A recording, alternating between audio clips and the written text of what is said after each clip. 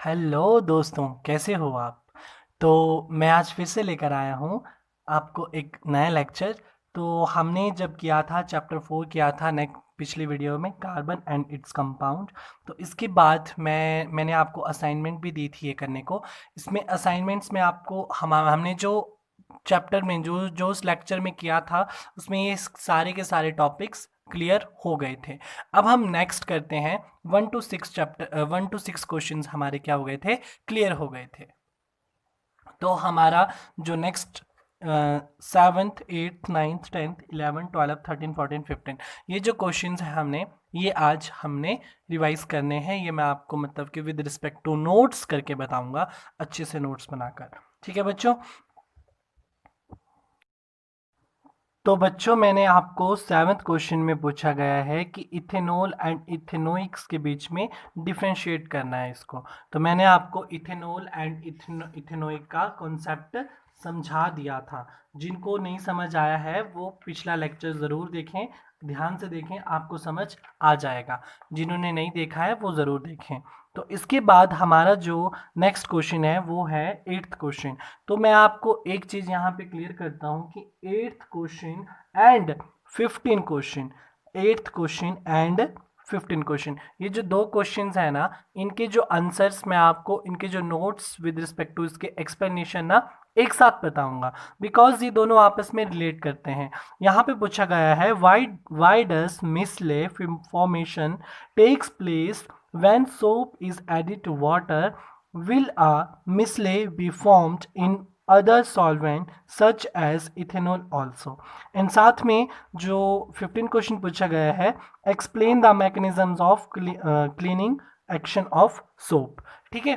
तो मतलब कि सोप से रिलेटेड है और मिसले से रिलेटेड है, मिसले फॉर्मेशन से रिलेटेड है। तो इसके बारे में आज हम थोड़ा सा पढ़ेंगे। ठीक है? तो मतलब क्या हुआ, इसका मतलब ये हुआ कि मिसले फॉर्मेशन कब होता है। पहले तो हम जान लेते हैं कि मिसले फॉर्मेशन होता क्या है। उससे पहले मैं ये जान लेता हूँ, हम ये जान लेते हैं कि जब साबुन, सोप क्या होता है? साबुन। ठीक है? जब कोई साबुन को किसी पानी में डालेंगे, किसी पानी में मतलब कि उसको डिजॉल्व करेंगे किसी साबुन को, ठीक है, तो वो क्या करता है? वो घुलता है ना। ठीक है? वो मतलब कि वाटर के अंदर इसलिए साबुन को करते हैं ताकि मतलब, या फिर डिटर्जेंट जैसे कि साबुन होता है, उसका यूज़ हम इस क्यों करते हैं? लॉजिक लगाओ। उसका यूज़ हम डस्ट पार्टिकल्स को हटाने में करते हैं, इतना हमको मालूम है। ठीक है? तो इसका जो क्वेश्चन नंबर 8th एंड 15 का जो आंसर होगा वो मैं आपको बता रहा हूं। तो इसमें सबसे पहले आएगा soap molecule has two ends. क्या होता है? साबुन मॉलिक्यूल्स के दो एंड्स होते हैं। कौन कौन से एंड्स होते हैं जान लेते हैं। One is hydrophilic and second is hydrophobic. Hydrophobic बोलते हैं ना, मेरे को इसी चीज से फोबिया है। मान लो कि जैसे मुझे पानी से फोबिया है, तो फोबिक, जैसे मुझे पानी से फोबिया, दैट मीन्स कि मैं पानी के अंदर जाने से डरूंगा, मतलब कि एक टकराऊंगा, मतलब कि मेरे को पानी के अंदर जाने से डर लगेगा। तो वही है हाइड्रोफोबिक का मतलब ये है कि मतलब कि वो पानी के अंदर नहीं जाएगा। इसको मैं डायग्रामेटिकली समझाऊंगा। देखो बच्चों, हमारे पास मान लो कि जैसे कि ये एक मतलब कि सेंटर पे एक है, ये हमारा डस्ट पार्टिकल है। ये क्या है? हमारा डस्ट पार्टिकल है। तो इसके अंदर अगर सोप, अगर हम किसी वाटर के अंदर, लिक्विड्स के अंदर ये करेंगे तो ठीक है, तो ये इस वे में चला जाएगा। ये होगा हेड, ये होगी टेल्स। ठीक है? ये होगा हेड, ये होगी टेल्स। जो ये हेड होता है ना, इसको बोलते हैं हाइड्रोफिलिक। इसको क्या बोलते हैं? Hydrophilic and. ठीक है? एंड ये जो टेल होती है ना, इसको बोलते हैं हाइड्रोफोबिक। Hydrophobic and. तो आप बोल रहे हैं कि तो हाइड्रोफोबिक है, हाइड्रोफोबिक तो ऊपर होना चाहिए जैसे कि मैंने बताया। लेकिन बच्चों यहाँ पर ऐसा है कि जो मतलब कि इनकी जो मतलब कि सर है ना वो ऊपर होगा, जो मतलब कि जो पाँव है, मतलब इसका जो टेल है ना वो यहाँ पे होगी, उस टर्म को हाइड्रोफोबिक बोलते हैं। और ये सोप मॉलिक्यूल होता है। ये क्या होता है? सोप मॉलिक्यूल होता है। जैसे कि किसी लिक्विड्स में अगर करेंगे तो हाइड्रोफोबिक मतलब कि उसको ज़्यादा डर लगेगा, उसको क्या है, ज़्यादा डर लगेगा रादर देन दिस। तो ऐसे ही ऐसे को हमारा इसका स्ट्रक्चर बनेगा, हेड एंड टेल। ठीक है, आप बुक में भी देखा होगा, आपको ऐसे बताया गया है। बुक की भी मैं बात करूं तो यहाँ देख लो बच्चों, यहाँ पर देख लो, यहाँ पर भी ऐसे बनाया गया है। ठीक है, तो ये Na पॉजिटिव क्या है ये मैं बता दूँ, ये फॉर्मेशन है मेस्लेस का। क्या है ये? मेस्ले का फॉर्मेशन है, जिसके बारे में हम डिस्कस कर रहे हैं अभी। ठीक है, तो जो डस्ट पार्टिकल्स हो गए उसको रिमूव करने के लिए सोप जाएगा। हाइड्रोफोबिक क्या होगा? टेल होगा, और हाइड्रोफिलिक क्या होगा? उसका एंड होगा। ठीक है, and it is and it is dissolve in hydrocarbons.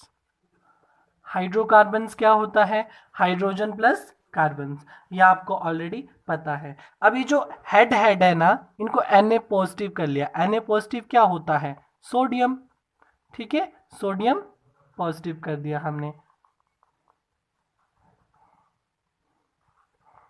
After that, when soap is all the surface of water, जब कोई सोप को वाटर के सरफेस में रखेंगे, the hydrophobic tail of soap, hydrophobic ये मतलब tail of the soap will not be soluble in water, मतलब कि ये जो टेल होगी ना ये यहाँ पर सॉल्युबल नहीं होगी, क्योंकि जिसको डर डर लगता है ना वो पानी के अंदर मतलब कि नहीं, मतलब पानी के अंदर जाने से क्या होगा? टकराएगा, मतलब कि उसको डर लगेगा। तो हाइड्रोफोबिक क्या होगा?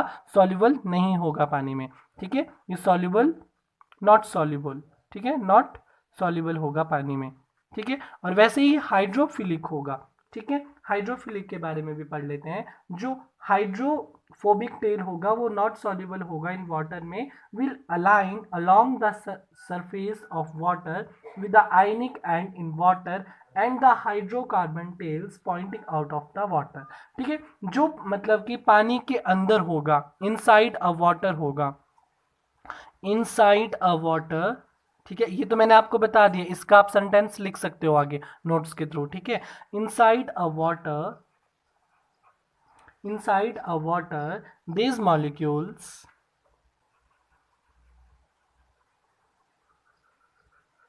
have a unique orientation which keeps the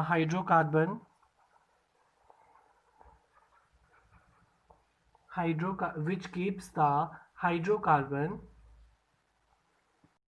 hydrocarbons portion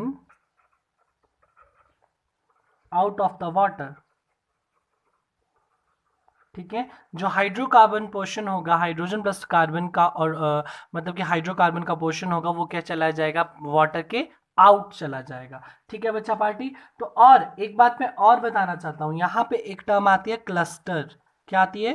cluster एक टर्म आती है। तो क्लस्टर एक ऐसी टर्म होती है जिसमें बच्चा पार्टी क्या होता है? The ionic ends are on the surface of the cluster. Ionic ends हुए ये वाले।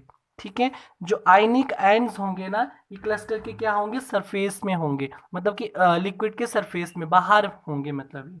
ठीक है, तो बाहर होंगे, इनको क्या बोलेंगे? क्लस्टर बोलेंगे। And this formation is called मिसले। और इस फॉर्मेशंस को क्या बोलेंगे? पूरी फॉर्मेशंस को क्या बोलेंगे? मिसले बोलेंगे। इसको क्या बोलेंगे? मिसले बोलेंगे। द आयनिक पार्ट, क्लस्टर क्या होता है? The ionic part, ionic ends are on the surface। ठीक है, जो क्लस्टर का काम करेगा, और उसको क्या बोलेंगे? ये हो गया हमारा मिसले फॉर्मेशंस। तो वैसे ही आपका 15 क्वेश्चन में पूछा है explain the mechanism of cleansing action of soap. तो मतलब कि सोप मतलब कि अपना काम कैसे करेगा, क्लींजिंग एक्शन ये कैसे करेगा। तो अब हेड और टेल का आपको पता चल गया है। अब ये जो क्लींजिंग करेगा ये करेगा विद रिस्पेक्ट टू हाइड्रोकार्बन्स, जो मैंने आपको जो डिसॉल्व करेगा and it dissolves in hydrocarbons. Hydrocarbons के साथ मतलब कि डिसॉल्व करेगा। अगर आपको क्वेश्चन आता है कि मतलब कि why how can it can be मतलब कि क्लीन द डर्ट पार्टिकल, ठीक है, soap is clean the dirt particles, then इसका आंसर आएगा hydrocarbon. Hydrocarbon helps to cleansing action of soap. ठीक है, ये आपको बेटा लोग पता चल गया है। अगर आपको 15 क्वेश्चन आएगा, क्वेश्चन नंबर 15 जो आपको पूछा जाएगा, ठीक है, उस पर भी आपने तो मिसले वाला पूरा फॉर्मेशंस बताना है एंड साथ में क्लींजिंग एक्शन ऑफ सोप्स का पूरा कॉन्सेप्ट बताना है। और विद डायग्राम इसकी ऐसे बनेगा, इसका डायग्राम ऐसे को बनेगा, ठीक है, जिसमें मतलब कि वही हेड टेल जैसे मैंने आपको बताया अभी, ये वाला पोर्शन यहाँ पे इसके अंदर बनाना है, ठीक है। एंड इसको मतलब कि Na पॉजिटिव आयंस के थ्रू मतलब कि एज अ क्लस्टर के फॉर्म में इसको फॉर्म कर देना है। इसके बाद बच्चों हमारे पास क्वेश्चन नंबर 9 है। क्वेश्चन नंबर 9 पूछा गया है why are electron and its compound use as fuel for much most applications. मतलब कि जो कार्बन एंड इट्स कंपाउंड है उसको एप्लीकेशंस के लिए मतलब कैसे यूज किया जा सकता है, मतलब कैसे उसका कंपाउंड एज अ फ्यूल बना सकता है, किसका, कार्बन का। तो इसका आंसर मैं सॉल्यूशन में बता देता हूं। Carbon and its compound, 9th का आंसर है carbon and its compounds are used as the fuel and most applications because they burn producing a large amount of heat and light। मतलब क्या है बच्चों हमारे पास, मतलब ये है कि जो कार्बन एंड इट्स कंपाउंड है वो फ्यूल का काम ऐसे करेगा बिकॉज दे बर्न, मतलब कार्बन क्या करेगा, जलेगा और वो प्रोड्यूस करेगा। जब कोई कार्बन जलेगा वो क्या करेगा, large amount of heat and light क्या करेगा, प्रोड्यूस करेगा। ठीक है, ये इसका आंसर है। समझ के आ गया बच्चों, तो इसलिए वो क्या करेगा, फ्यूल का काम करेगा। ठीक है बच्चों, तो इसके बाद हमारे पास क्वेश्चन नंबर 10 है। तो बच्चों इसके बाद हमारा 10th क्वेश्चन है explain the formation of scum when hard water is treated with soap. मतलब कि जब हार्ड वाटर ट्रीट करेगा सोप के साथ तब क्या होगा, तब मतलब कि क्या होगा। ठीक है, when soap is added to hard water, when soap is added to, मैं आपको नोट्स के थ्रू बता रहा हूं बच्चों, hard water the soluble calcium and magnesium salts present in it। ठीक है, मतलब कि व्हेन सोप ऐड करेगा हार्ड वाटर में then soluble calcium and magnesium क्या करेगा, सॉल्ट को प्रेजेंट, मतलब वहां पे प्रेजेंट होगा। क्या कौन कौन से ये टर्म्स प्रेजेंट होंगे, calcium and magnesium. Calcium and magnesium क्या होगा उसमें, सॉल्युबल हो जाएगा, किसमें, हार्ड वाटर में। ठीक है, देन इट रिएक्ट्स, एंड इसके बाद नेक्स्ट पॉइंट में लिखो, it reacts with soap to give insoluble calcium salt of soap which produces scum, जो क्वेश्चन में पूछा गया है। ये रिएक्ट करेगा, मतलब कौन रिएक्ट करेगा, कैल्शियम एंड मैग्नीशियम रिएक्ट्स करेगा किसके साथ, सोप के साथ, एंड जो वो मतलब इनसॉल्युबल हो जाएगा, मतलब घुल जाएगा उसके साथ, फिर बन जाएगा कैल्शियम सॉल्ट बन जाएगा of soap which produce scum. वो क्या प्रोड्यूस करेगा, फिर स्कम करेगा। ये क्वेश्चन है, ठीक है, ये आंसर आ गया आपको समझ, ठीक है। मतलब कैल्शियम एंड मैग्नीशियम क्या करेगा, इन the presence of calcium and magnesium करना है। जो मतलब ये इनको क्यों लिया, इनको इसलिए लिया क्योंकि ये प्रेजेंट होते हैं सॉल्ट जो मतलब सॉल्युबल होंगे किसमें, वाटर में, हार्ड वाटर में, हार्ड वाटर में, ठीक है।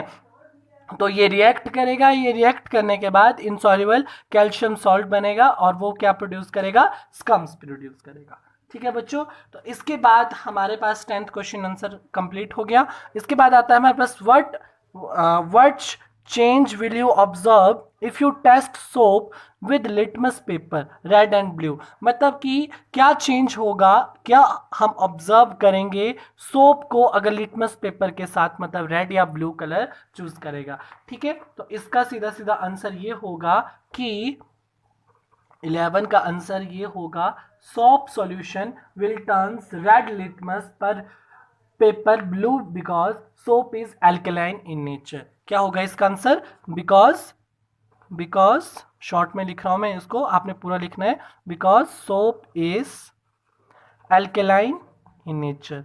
एल्केलाइन क्या होता है ये मैंने आपको लास्ट लेक्चर में अच्छे से समझा दिया था, ये कॉन्सेप्ट एल्केलाइन क्या होता है, ठीक है बच्चों। तो ये इसका एक exact point two point answer होता है। साइंस में थ्योरी नहीं लिखनी होती है, जो पॉइंट टू पॉइंट आंसर होता है वो लिखना होता है। आगे हमारे पास 12 क्वेश्चन है, व्हाट इज हाइड्रोजनेशन। हाइड्रोजनेशन क्या होता है, what is it's industrial application. मतलब हाइड्रोजनेशन क्या होता है, इंडस्ट्रियल पर्पस में इसको कैसे यूज करते हैं, इसको कैसे यूज किया जाता है, ठीक है। तो इसका जो आंसर होगा वो लिख लो आप, हाइड्रोजिनेशन, ठीक है। हाइड्रोजिनेशन पहले तो हमको ये जानना पड़ेगा, ठीक है। Hydrogenation is also related into the hydrocarbons, ठीक है। तो इसका होगा द एडिशन ऑफ हाइड्रोजन, नाम से पता चल रहा है hydrogen, the addition of hydrogen to unsaturated. Unsaturated compounds कौन से होते हैं, मैंने आपको लास्ट लेक्चर में भी बताया है, जो डबल बॉन्ड और ट्रिपल बॉन्ड के होते हैं, ठीक है। Unsaturated hydrocarbons, unsaturated hydrocarbons in the presence of, hydrocarbons लिख सकते हो यहां पे, hydrocarbons in the presence of catalyst. क्या होगा, कैटालिस्ट। अब देखो यहाँ पे आप बोलोगे कि भैया की कैटालिस्ट क्या होती है, तो भैया कैटालिस्ट होती है, कैटालिस्ट की स्पेलिंग मैंने थोड़ी सी गड़बड़ कर दी है, कैटालिस्ट की स्पेलिंग होती है ST होता है, आई नहीं होता है। कैटालिस्ट होता है जो रिएक्शन को स्पीड अप करता है। कैटालिस्ट क्या करता है, जो रिएक्शन को स्पीड अप करता है, ब्रैकेट में लिख लो स्पीड अप, ठीक है। कैटलिस्ट क्या काम करता है बच्चा पार्टी, रिएक्शन जो हो रहा है ना उसको जल्दी करता है, स्पीड करता है। मतलब कि the addition of hydrogen to unsaturated hydrocarbon in the presence of catalyst, मतलब कि क्या कर दिया, उनको जल्दी रिजल्ट चाहिए, वहां पे कैटलिस्ट लगा दिया है। अब कैटलिस्ट कैटलिस्ट कैसे होंगे, प्लेटिनम हो गया, ठीक है, प्लेटिनम हो गया, निकल हो गया, निकल एटसेट्रा, ठीक है, प्लेटिनम निकल एटसेट्रा टू गिव। और ये क्या करेगा, सैचुरेट अनसैचुरेटेड हाइड्रोकार्बन था ना, ये कैटलिस्ट के साथ चेंज करके क्या करेगा, ये देगा हमको to give saturated hydrocarbons, hydrocarbons short में लिखते हैं मैंने, ये देगा हमको सैचुरेटेड हाइड्रोकार्बन्स, ठीक है। तो इस टर्म को बोलेंगे हाइड्रोजिनेशंस, ठीक है, दिस इज कॉल्ड हाइड्रोजिनेशन। तो बच्चों इसको हम एज एग्जाम्पल के साथ करते हैं हाइड्रोजनेशन को। तो इसका एग्जाम्पल हो सकता है CH2 डबल बॉन्ड, CH2 मैंने बताया ये क्या बना, मिथ इथ, तो ये बन गया इथीन, डबल बॉन्ड है इथीन प्लस H2 PD। यहाँ पे क्या लगाया, ये कैटलिस्ट लगाया हमने, ठीक है, CH3, ठीक है। PD क्या है हमारे पास, PD है हमारे पास पैलेडियम, पैलेडियम बोलते हैं इसको, ठीक है।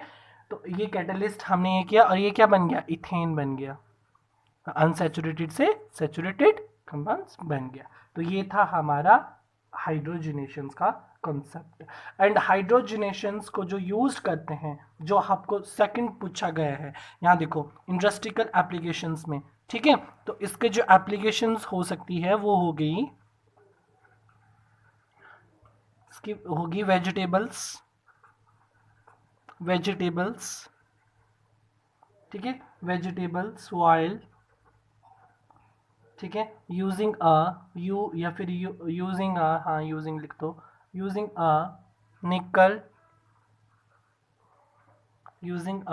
निकल कैटलिस्ट, मैंने बताया ऑलरेडी कैटलिस्ट निकल, टू गेट आर्टिफिशियल और वनस्पति घी। मतलब कि जो कुछ हम वेजिटेबल्स में यूज़ करते हैं, जैसे कि बोलते हैं केमिकल्स वगैरह लगाते हैं, मतलब कि वो उसको कैटलिस्ट क्या करते हैं, स्पीड अप करता है उस प्रोसेस को। तो उसका ये एप्लीकेशंस का मतलब कि यहाँ पे रोल प्ले करेगा।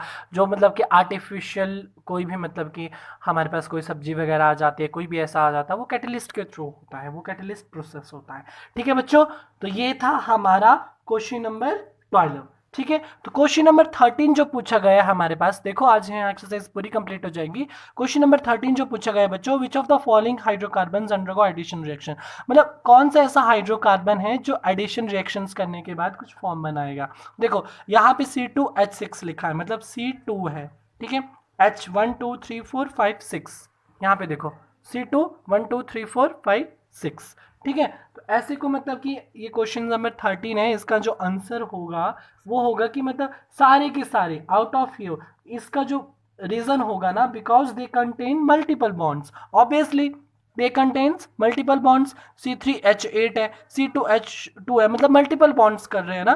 सो इसका रीजन है because they contain multiple bonds. ठीक है बच्चा पार्टी। एंड इसके बाद हमारे पास 14 क्वेश्चन है, मतलब in case of last question है, ठीक है, इन शॉर्ट। तो give a test then can be use different chemical between butter and cooking oil. Butter और कुकिंग ऑयल में क्या डिफरेंस हो सकता है। इसको अगर डिफरेंस वाला जो क्वेश्चन है उसको ऐसे करना है, ठीक है, बटर का लिखना है और कुकिंग ऑयल करना है। बटर क्या होता है, मक्खन, कुकिंग ऑयल जो हम यूज करते हैं ऑयल्स, ठीक है। इन दोनों में डिफरेंस आई थिंक आप मोर देन सफिशिएंट है, आप इजीली कर दोगे। तो इसका जो मतलब एक दो डिफरेंस बता देता हूं मैं। It is a solid at room temperature, दिखती सी बात है, ठीक है। और ये क्या होगा, लिक्विड करेगा कहाँ पे, रूम टेम्परेचर में, ठीक है। अच्छे से नोट्स बनाओ इसके, अच्छे से इनको करो। ये मैंने आपको कुछ बेसिक्स बता दिए हैं। इसके बाद मतलब कि मतलब चार पॉइंट्स तो इनके होने ही होने चाहिए, बटर एंड कुकिंग ऑयल के। तो इसके साथ आपके 15 क्वेश्चंस मैंने ऑलरेडी बता दिया है, तो इसके साथ आपकी एक्सरसाइज भी होती है कंप्लीट।